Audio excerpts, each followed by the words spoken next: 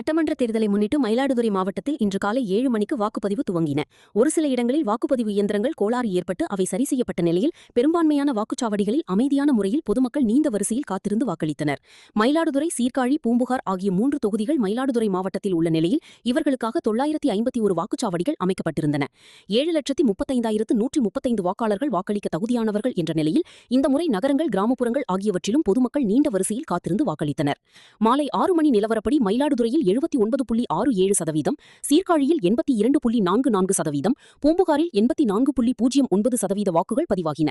மயிலாடுதுறை மாவட்டத்தில் மொத்தமாக 82.14% வாக்குகள் பதிவான நிலையில் மாலை 6 மணியுடன் வாக்குப்பதிவு நிறைவடைந்தது. வாக்குப்பதிவு நிறைவடைந்ததை முன்னிட்டு வாக்குச்சாவடி அரசியல் கட்சி முகவர்கள் முன்னிலையில் வாக்குப்பதிவு இயந்திரங்கள் பாதுகாப்பாக பூட்டி சீல் வைக்கப்பட்டது. தொடர்ந்து வாக்குப்பதிவு இயந்திரங்கள் பலத்த பாதுகாப்புடன் வாக்கு எண்ணிக்கை நடைபெறும் இடமான ஏவிசி கல்லூரிக்கு கொண்டு சென்று பாதுகாக்கப்பட்ட அறையில் 3 அடுக்கு பாதுகாப்புடன் வைக்கப்பட்டது. செய்திகளை உடனுக்குடன் தெரிந்து கொள்ள லைக் பண்ணுங்க, ஷேர் பண்ணுங்க, சப்ஸ்கிரைப் பண்ணுங்க, மறக்காம கமெண்ட் பண்ணுங்க.